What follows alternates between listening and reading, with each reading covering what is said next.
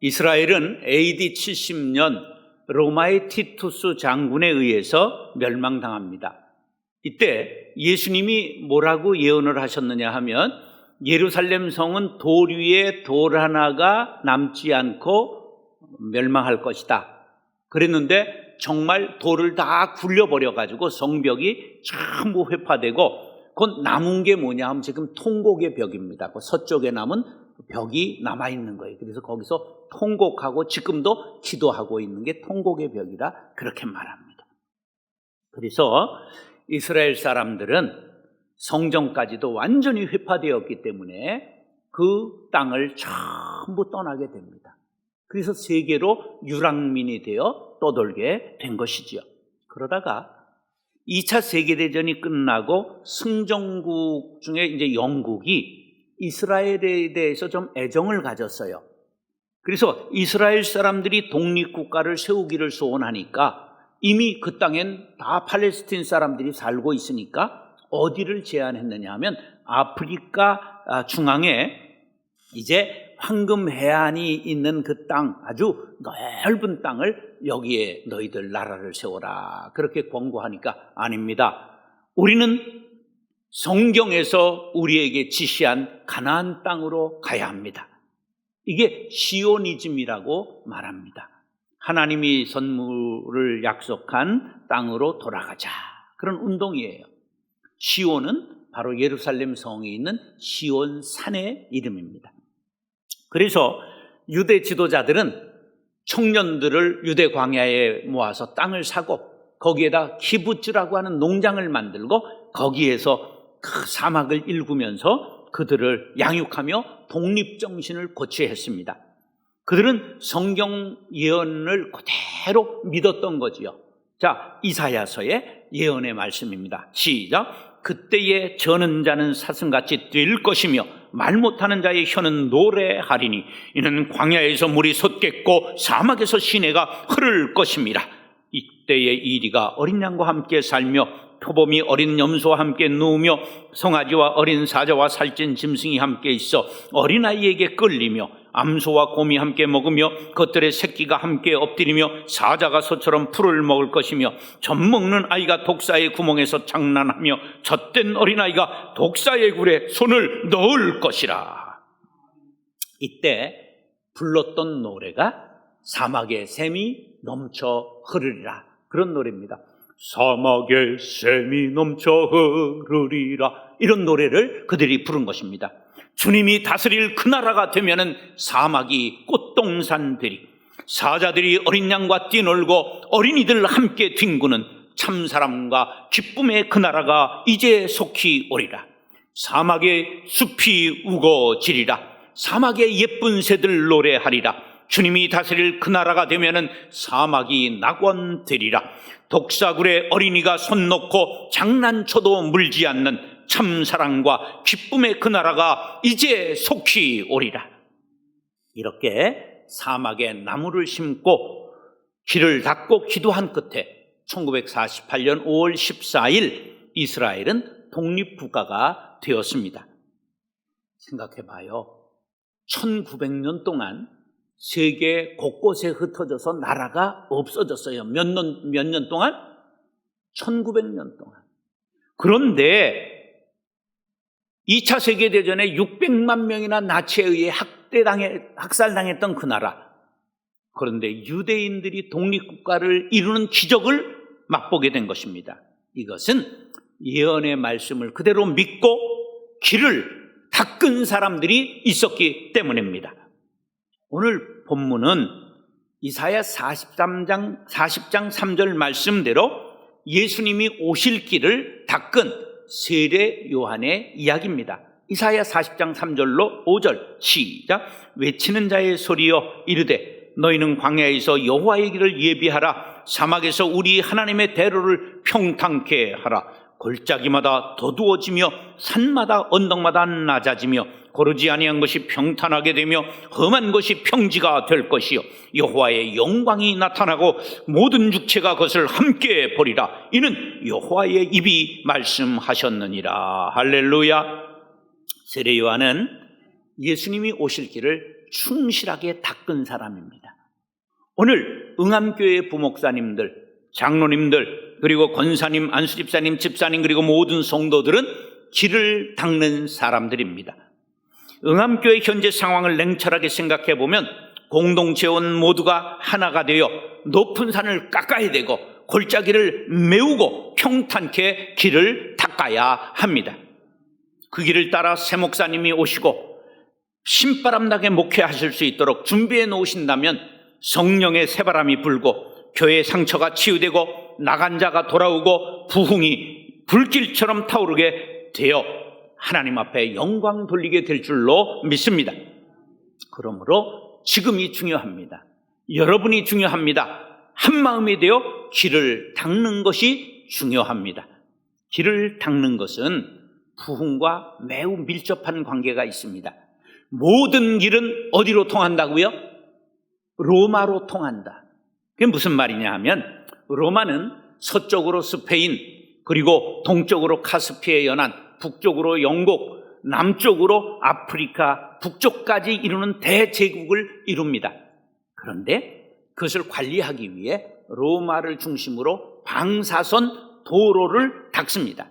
근데 그 도로를 얼마나 잘 닦았느냐 하면 깊이를 2m를 팝니다. 그리고 거기에 모래를 채우고 그리고 그 위에 30cm 정도는 자갈을 깝니다. 그 다음에 석회 몰타르를 뿌리고 거기에 큰 돌들을, 넓적한 돌들을 전부 깔아가지고 도로를 만들어서 지금까지 그 도로가 남아 있습니다. 보십시오. 아피아 가도입니다. 그대로 지금 도를 로마에 가면 저 도로를 쓰고 있는 도로입니다. 몇 년 전에 깔았다고요? 2000년 전. 독일은 2차 세계대전을 일으키기 전에 무엇부터 깔았을까요? 아우토반이라는 고속도로를 1933년에 깝니다. 대한민국이 경제가 부흥하기 전에 뭐를 깔았을까요? 경부 고속도로를 닦았습니다. 1970년 7월 7일 준공식을 거행했습니다. 사랑하는 응암교회 성도 여러분, 길을 닦는 사람들이 될 수 있기를 축원합니다. 따라하시죠. 회개에 합당한 열매를 맺는 사람. 길을 닦는 사람들이 먼저 해야 할 일이 무엇일까 생각해 보니까 어디에서 어디까지 길을 낼 것인가 계획하고 예산과 인원 그리고 장비 등을 준비하고 동원할 것입니다. 정말 중요한 것은 길을 닦는 사람들의 책임감입니다. 길을 닦을 때 그 길이 마차가 다닐 길인지 사람이 걸어 다닐 길인지 자동차가 다닐 길인지 중장비가 다니는 길인지를 생각한 다음에 장비와 재료와 규모가 달라지게 되는 것이죠. 용도에 맞게 재료를 사용하지 않으면 와우 아파트가 되고 성수대교가 되고 길이 함몰돼서 사고가 일어나는 것이지요. 그러므로 용도에 맞게 정확하게 재료를 사용해야 하는 것입니다.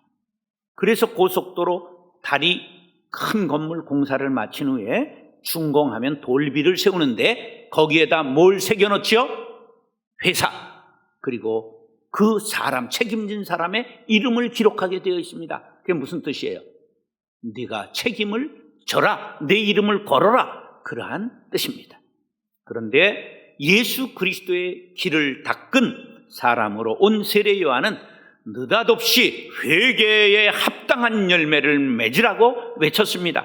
1절, 3절, 그리고 7절로 8절. 시작. 디베리오 황제가 통치한 지 15해 곧 본디오 빌라도가 유대의 총독으로 헤롯이 갈릴리의 분봉왕으로 그 동생 빌립이 이두레와 드라고닉 지방의 분봉왕으로 루사니아가 아빌레네의 분봉왕으로 안나스와 가야바가 대제사장으로 있을 때에 하나님의 말씀이 빈들에서 사가랴의 아들 요한에게 임한지라. 요한이 요단강 부근 각처에 와서 세사함을 받게 하는 회개의 세례를 전파하니 7절 8절. 요한이 세례를 받으러 나오는 무리에게 이르되 독사의 자식들아 누가 너에게 일러 장차 올 진노를 피하라 하더냐. 그러므로 회개에 합당한 열매를 맺고 속으로 아브라함이 우리 조상이라 말하지 말라. 내가 너에게 이르노니 하나님이 능히 이 돌들로도 아브라함의 자손이 되게 하시리라. 할렐루야.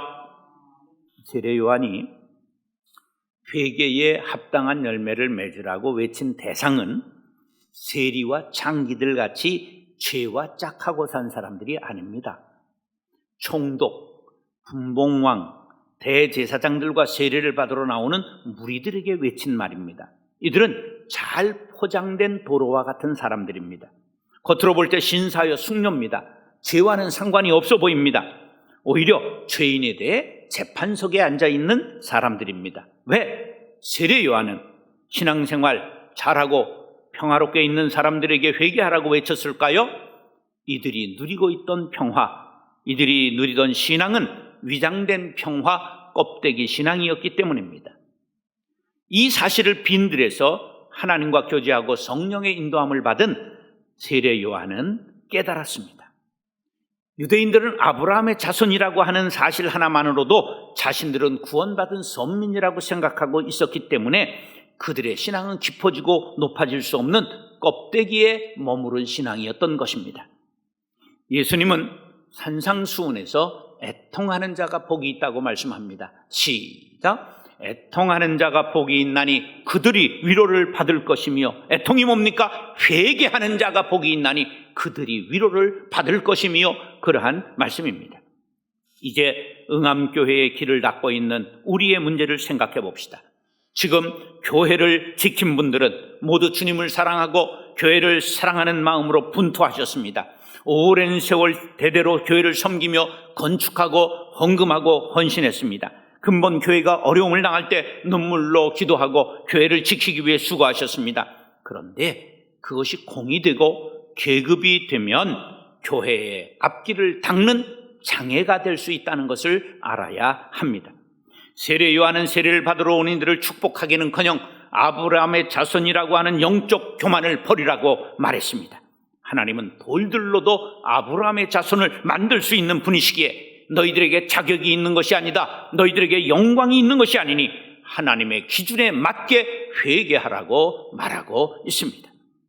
우리 상황에 적용해 보면 교회를 바로 세우는데 내가 공을 세웠다 말하지 말고 오히려 교회가 어려움을 당하기까지 기도하지 못한 죄, 사랑하지 못한 죄, 하나 되지 못한 죄, 인간의 혈기를 앞세웠던 죄, 말 하나 행동 하나 하나님의 자녀답게 하지 못한 죄를 회개하라는 것입니다.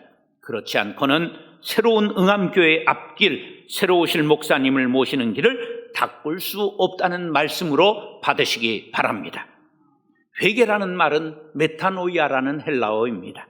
생각을 달리한다, 마음을 고친다, 뉘우친다, 방향을 돌이킨다, 죄의 길에서 하나님의 길로 돌아서는 행위를 메타노이아라고 말합니다. 사도행전 3장 19절 시작!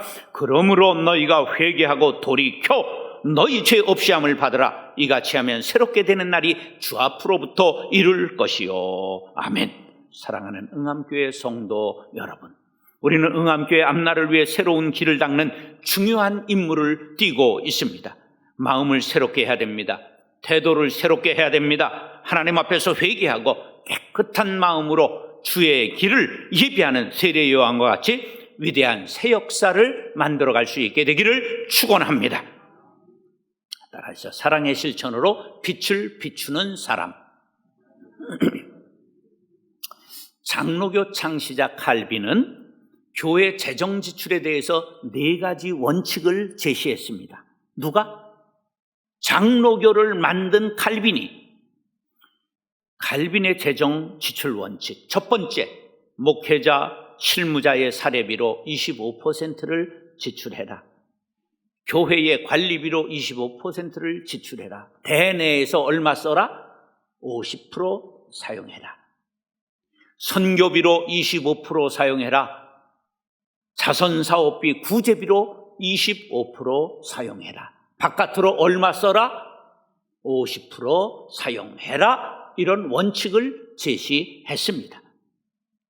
저는 응암교회 재정에 대해 한 번도 아는 바가 없고 관심도 없으므로 잘 모릅니다. 그러나 칼빈의 재정 원칙을 잘 지켰다고는 생각하지 않습니다. 그렇게 바꾸기 위해서는 가치관이 바뀌어야 합니다. 목사는 조금 가난하게 살아야 합니다. 교회는 근검절약해야 됩니다. 선교에 최선을 다하고 구제에 힘써야 합니다. 사방백리에 굶는 사람이 없게 하라. 치부잣집에 가훈이었다고 한다면 응암동의 응암교회로 인하여 굶는 사람이 없게 하는 것, 우리의 재정 원칙이 되어야 할 것입니다. 그런데 놀라운 것은 이렇게 하면 교회가 망하는 것이 아니라 하나님 앞에 칭찬받고 사람들 앞에 존경받고 헌금하는 교인이 뿌듯한 기쁨을 누리고 교회가 놀랍게 부흥하게 된다는 사실입니다. 9절로 11절 시작. 이미 도끼가 나무 뿌리에 놓였으니 좋은 열매 맺지 아니하는 나무마다 찍혀 불에 던져지리라. 무리가 물어 이르되 그러면 우리가 무엇을 하리이까? 대답하여 이르되 옷 두 벌 있는 자는 옷 없는 자에게 나눠줄 것이요 먹을 것이 있는 자도 그렇게 할 것이니라. 할렐루야. 도끼가 나무 뿌리에 놓였다는 말은 심판이 임박했다는 뜻이요, 그 심판이 철저하고 무서울 것을 예고하고 있는 말씀입니다. 우리들은 심판이 있음을 늘 기억해야 합니다. 유럽에 종교개혁이 일어날 때도 아주 교회가 평안하여 든든히 서가는 나라가 있었으니 러시아였습니다. 러시아는 자그마치 98%가 정교회 교인이었습니다. 신앙의 제국이었습니다. 그런데 점점 사제들, 신부들이 배불렀습니다. 교회가 부자가 되었습니다. 백성들이 교회의 땅을 빌려 소작을 했습니다. 교회에 소작을 낸 후에 추운 겨울을 힘겹게 지냈습니다. 그래도 교회는 배고픈 민중들에게 사랑을 실천하지 않았습니다.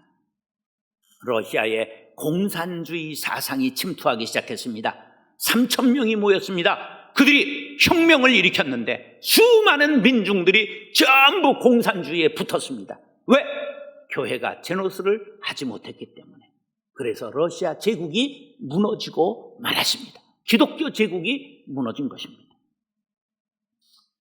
교회를 하나님께서 무신론자들의 도끼에 맡겼던 것을 기억해야 합니다. 진정한 회개는 합당한 열매를 맺는 사랑의 실천에 있습니다.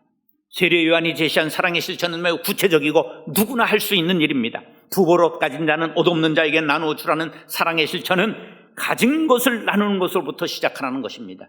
다음에 돈 번 다음에 하겠습니다. 거짓말입니다. 부도수표입니다. 이 다음에는 사탄의 전용 용어입니다. 지옥에서 회의가 열렸습니다. 사람들을 어떻게 넘어뜨릴 것인가? 그때 한 귀신이 낸 아이디어가 이 다음에 라는 사실입니다. 그때로부터 이 다음에 하다가 전부 망한 것입니다. 우리는 지금 여기에서 할 수 있는 것부터 나부터 해야 됩니다. 한번 따라 하시죠. 바로 지금 여기에서 할 수 있는 것부터 나부터. 시작. 바로 지금 여기에서 할 수 있는 것부터 나부터. 눈 감고 시작. 바로 지금 여기에서 할 수 있는 것부터 나부터. 12절로 14절 시작. 세리들도 세례받고자 하여 와서 이르되 선생이여 우리는 무엇을 하리이까 하매 이르되 부가된 것 외에는 거두지 말라 하고, 군인들도 물어 이르되 우리는 무엇을 하리이까 하매 이르되 사람에게서 강탈하지 말며 거짓으로 고발하지 말고 받는 금료를 족한 줄로 알라 하니라. 여기에 두 가지 직업이 등장합니다. 하나는 세리, 하나는 군인입니다. 이들의 공통점은 본봉이 많지 않은데 돈을 엄청나게 다양한 방법으로 버는 사람들이라는 특징입니다. 그래서 사람들이 미워하면서 부러워하는 직업입니다. 자, 세리는 로마 정부에서 응암동에 세금 1억을 걷어들여라. 그러면 1억만 갖다 바치면 10억을 걷든지 100억을 걷든지 상관하지 않습니다. 그래서 떼부자가 되는 것입니다. 그래서 아주 세상 사람들이 제일 증오하고 미워하는 매국노가 세리들이었던 것입니다. 그 다음에 군인은 이게 경찰을 뜻하는데요. 당시 이들이 완전히 그냥 직업적 용병으로 사람들을 등쳐먹고 살았어요. 그래서 이들에게 강탈하지 말라고 말한 것입니다. 이 두 사례를 한마디로 말하면 그리스도인들은 세상에서 직업 윤리를 실천해서 빛이 되라, 그러한 말씀입니다. 우리나라에서 가장 신뢰받지 못하는 직업을 두고 보면 세리와 군인일까요? 국회의원과 목사일까요? 정치인과 목사가 제일 신뢰받지 못하는 직업입니다. 우리는 지옥으로 가는 길을 막아야 합니다. 천국으로 가는 길을 닦아야 합니다. 응암동 사람들을 위해 길을 닦는 책임을 진 응암교회 성도 여러분, 각터에서 일터에서 직업윤리를 실천하고 교회에서 사랑을 실천하시기 바랍니다. 그래서 세상의 빛과 소금의 역할을 잘 감당해야 될 길을 닦는 책임이 우리에게 주어져 있는 것입니다. 마태복음 5장 14절로 16절 시작. 너희는 세상의 빛이라. 산 위에 있는 동네가 숨겨지지 못할 것이요 사람이 등불을 켜서 말 아래 두지 아니하고 등경 위에 두나니 이러므로 집안 모든 사람에게 비치기느니라. 이같이 너희 빛이 사람 앞에 비치게 하여 그들로 너희 착한 행실을 보고 하늘에 계신 너희 아버지께 영광을 돌리게 하라. 할렐루야. 사랑하는 응암교회 성도 여러분, 세상이 어둡다 말하지 마십시오. 내가 빛을 비추지 못했음을 회개하시기 바랍니다. 삶의 자리에서 사랑을 실천하고 일터에서 직업 윤리를 실천하여 주의 길을 닦는 성도들, 주의 길을 닦는 응암교회가 될 수 있기를 예수님의 이름으로 축원합니다. 아시죠? 자기를 부정하는 겸비한 사람. 우리나라에서는 야구가 굉장히 인기 있는 스포츠지요.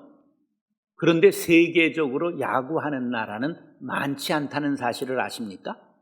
이것은 미국의 영향권에 있는 나라들이 하는 운동입니다. 미국, 일본, 한국, 대만, 호주, 쿠바, 아주 소수 국가가 하는 운동이에요. 왜 그럴까요? 이게 자본주의적 요소가 많이 배어 있기 때문입니다. 그 말이 뭐냐 하면 야구의 포지션은 투수, 포수, 외야수, 내야수 이렇게 크게 분류할 수 있어요. 그런데 제일 몸값이 센 포지션이 어떤 포지션일까요? 모르세요? 박찬호. 투수가 몸값이 엄청 비쌉니다. 투수가 하나라고요? 아니에요. 여러 명이 있어요. 왜 그럴까요? 야구에서 승리와 패배를 결정하는 70%의 영향력이 누구에게 있기 때문에 가르쳐주고 지금 얘기하잖아. 투수에게 70%의 결정력이 있는 거예요. 그게 너무 이 쏠리에서 자본주의적이다 이런 얘기가 나오는 거예요. 그런데 여러분에게 묻겠습니다. 교회가 평안하고 부흥하고 은혜롭게 되는데 담임 목사가 차지하는 비중은 교회에서 얼마나 될까요? 생각해 보신 적이 있어요? 없지요? 생각해 보세요. 장로들이 잘해서 교회가 부흥했다 사례가 있으면 아는데 손 들어보세요. 없어요. 교회를 되게 하고 망하게 하는데 결정적인 요인이 누구에게 있다? 담임 목사에게 있어요. 몇 프로 정도 영향력을 가지고 있을까? 놀랍게도 90% 정도 있습니다. 90%. 그럼 담임 목사님 모시는데 기도해야 되겠어요? 안 해야 되겠어요? 처리해야 되는 거예요. 설교 잘해야 되잖아요.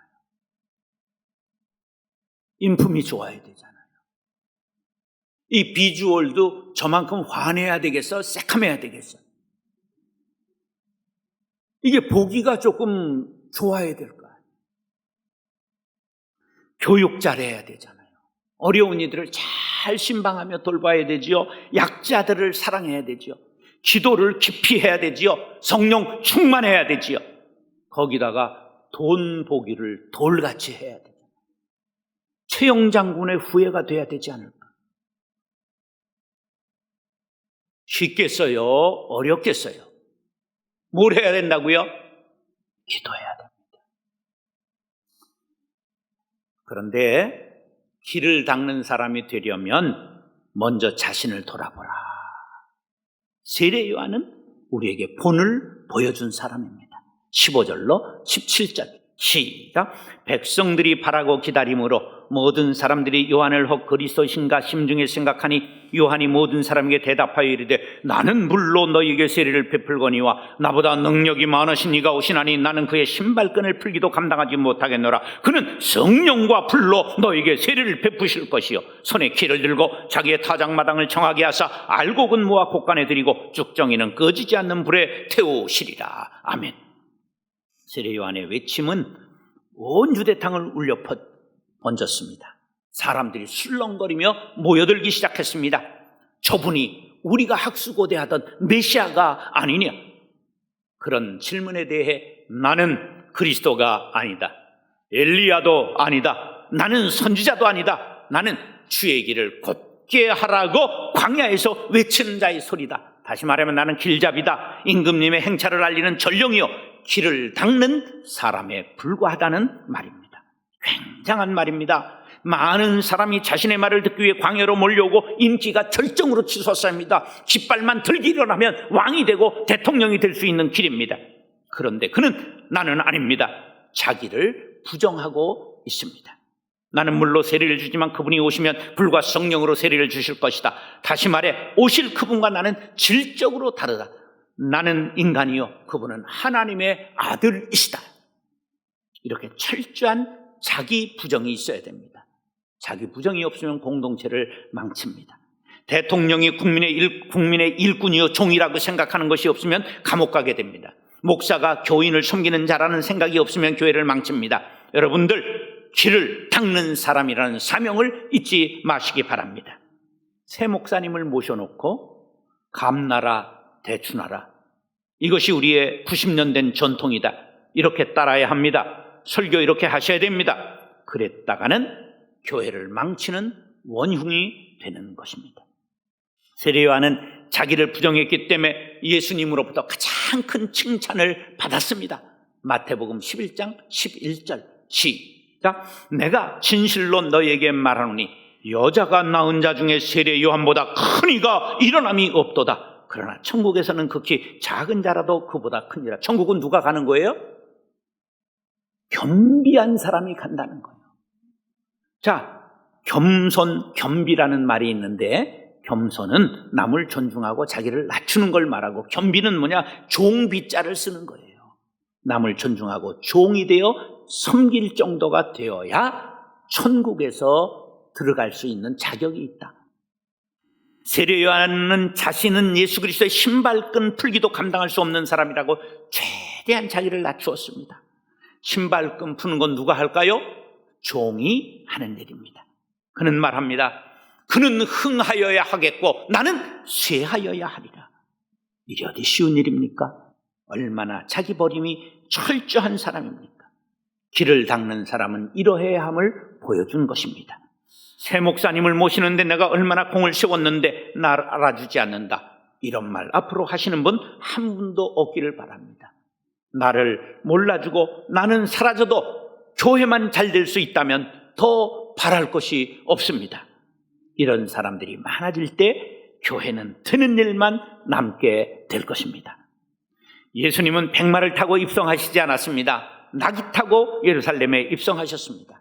마태복음 8장에 겸손한 백부장에 보신 믿음을 보신 예수님, 아무에게서도 이만한 믿음을 만나보지 못하였다고 마태복음 8장 10절에 칭찬하셨습니다. 시작. 예수께서 들으시고 놀랍게 여겨 따르는 자들에게 이르시되 내가 진실로 너에게 이르노니 이스라엘 중 아무에게서도 이만한 믿음을 보지 못하였노라. 토사우텐 피스틴, 이만한 믿음이라는 뜻은 헬라어로 깜짝 놀랄 만한 믿음이라는 뜻입니다. 야고보서 4장 6절 시작. 그러나 더욱 큰 은혜를 주시나니 그러므로 일렀으되 하나님이 교만한 자를 물리치시고 겸손한 자에게 은혜를 주신다 하셨느니라. 하나님은 겸손한 사람을 좋아하시고 그 길을 그들을 통하여 교회의 길을 닦으시고 천국의 길을 닦으신다는 사실을 믿으시기 바랍니다. 응암교회의 길을 닦는 성도 여러분, 세례 요한과 같이 자기를 부정하고 겸비한 일꾼들이 되셔서 교회의 길을 닦게 되시기를 예수님의 이름으로 축원합니다. 따라서 길을 닦는 사람, 회개에 합당한 열매를 맺는 사람, 사랑의 실천으로 빛을 비추는 사람, 자기를 부정하는 겸비한 사람. 기도하겠습니다.